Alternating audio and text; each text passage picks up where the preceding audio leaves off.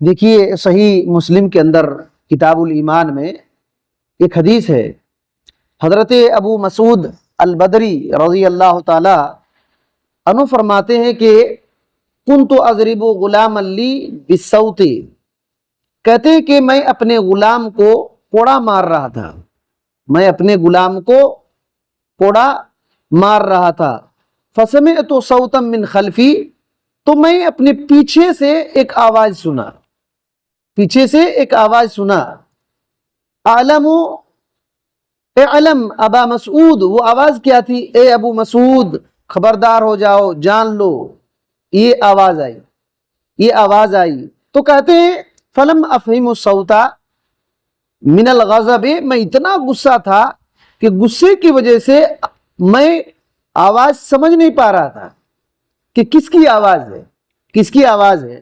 فلما دنا منی، تو جیسے وہ قریب آئے، جیسے قریب آئے تو اذا ہوا رسول اللہ صلی اللہ علیہ وسلم، وہ رسول اللہ صلی اللہ علیہ وسلم تھے، پیچھے سے آواز دے رہے تھے، اے ابو مسعود جان لو، اے ابو مسعود جان لو۔ اتنا غصے تھے کہ آواز سمجھ میں نہیں آ رہی تھی کون بلا رہے ہیں۔ جب قریب آئے تو دیکھ رہے ہیں کہ نبی صلی اللہ علیہ وسلم ہے۔ کیا کہہ رہے تھے آپ صلی اللہ علیہ وسلم؟ کہہ رہے تھے کہ اعلم ابا مسعود ان اللہ اقدر علیک منک علی ھذا الغلام، اے ابو مسعود تو جو اس غلام پر جتنا قادر ہے، اس سے زیادہ اللہ تم پر قادر ہے۔ تو جو کوڑا مار رہے ہو غلام کو، تو غلام پر جو قدرت رکھتا ہے، اللہ تم پر اس سے زیادہ قدرت رکھتا ہے، اس سے زیادہ قادر ہے۔ تو کہہ رہے ہیں کہ میں نے کہا لا اضرب مملوکا بعد ابدا، اے اللہ کے نبی صلی اللہ علیہ وسلم اب میں کسی غلام کو کبھی ماروں گا ہی نہیں، کسی غلام کو ابھی کبھی ماروں گا ہی نہیں۔ ایک روایت میں ہے فسقط الصوت من یدی من ہیبتہ، نبی صلی اللہ علیہ وسلم نے جب یہ کہا کہ اے ابو مسعود جتنا تو غلام پر قدرت رکھتا ہے، اللہ تعالیٰ تم پر اس سے زیادہ قدرت رکھتا ہے، یہ سن کر کہ اتنا ہیبت، نبی صلی اللہ علیہ وسلم کی بات سے اتنا ہیبت میں پڑ گیا کہ کوڑا میرے ہاتھ سے چھوٹ گیا، کوڑا میرے ہاتھ سے چھوٹ کر کے گر گیا۔ اور اس وقت یہ کہا تھا، اس وقت یہ کہا تھا، تو کہہ رہے ہیں کہ فقلت یا رسول اللہ ہوا حر لوجہ اللہ، کہنے لگے اے اللہ کے رسول صلی اللہ علیہ وسلم اب میں غلام کو اللہ کے واسطے، اللہ کی رضا کے لیے میں آزاد کر دیتا ہوں، آزاد کر دیتا ہوں، وہ غلام ہے آزاد کر دیتا ہوں۔ اللہ کے نبی صلی اللہ علیہ وسلم نے اس وقت کیا کہا؟ کہا اما لو لم تفعل، اے ابو مسعود یاد رکھو اگر تو ایسا نہیں کرتا، یعنی آزاد نہیں کر دیتا، تو کیا ہوتا؟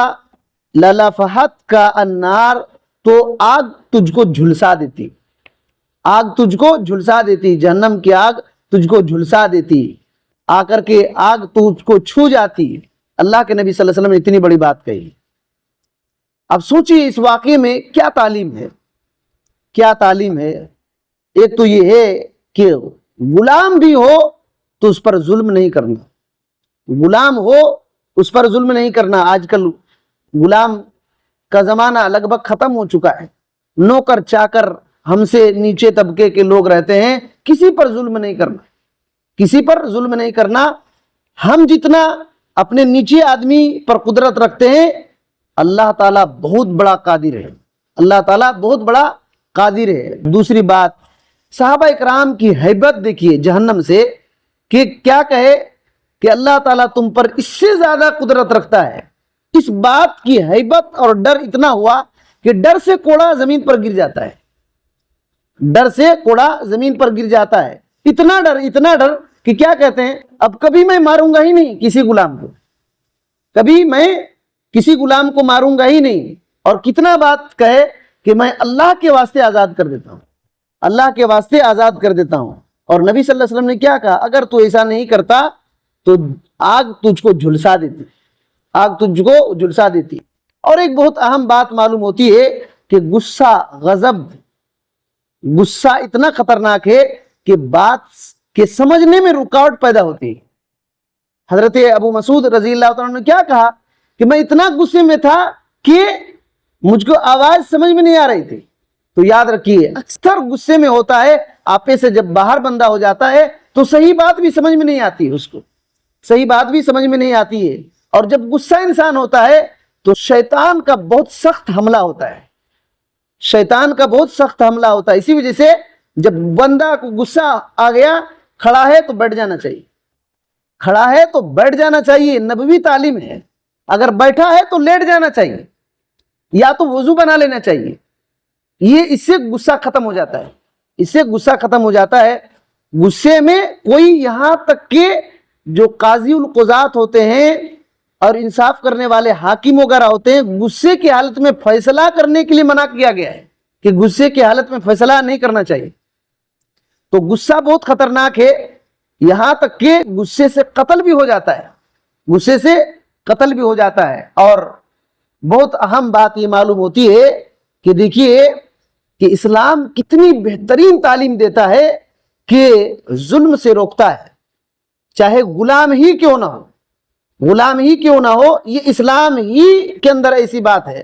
ورنہ دوسرے مذہب میں تو خالی کاسٹ جو ہے ذاتی کم ہو گیا تو اس کی کوئی حیثیت نہیں، ذات کم ہو گیا، کم ذاتی کا ہے تو اس کی کوئی حیثیت قدر نہیں ہے، بلکہ جو چمار وغیرہ ہیں تو ہندوازم میں کیا ہے کہ برہمنوں کی خدمت کے لیے ہی پیدا کی گئے، ایسا ہے۔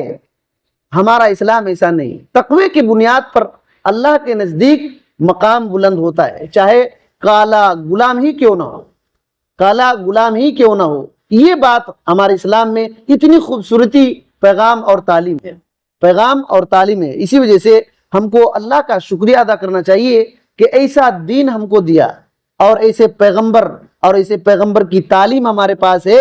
اور افسوس کی بات یہ ہے کہ یہ تعلیم کتابوں میں ہے، یہ تعلیم کتابوں میں ہے، اس کو بہت کم ہی لوگ سیکھ رہے ہیں، جو سیکھ رہے ہیں ان کی زندگی ہی بدل جاتی ہے، ان کی زندگی ہی بدل جاتی ہے۔ اللہ تعالیٰ سے دعا کرتے ہیں کہ اللہ تعالیٰ اس واقعے سے ہم کو عبرت نصیحت لینے کی توفیق دے، اور ہمیں نبی صلی اللہ علیہ وسلم کی باتوں کو سننے، سمجھنے اور عمل کی توفیق دے۔ ہر قسم کے ظلم زیادتی سے اللہ بچائے، عدل انصاف سے کام لینے کی توفیق دے۔ آمین۔ السلام علیکم ورحمۃ اللہ وبرکاتہ۔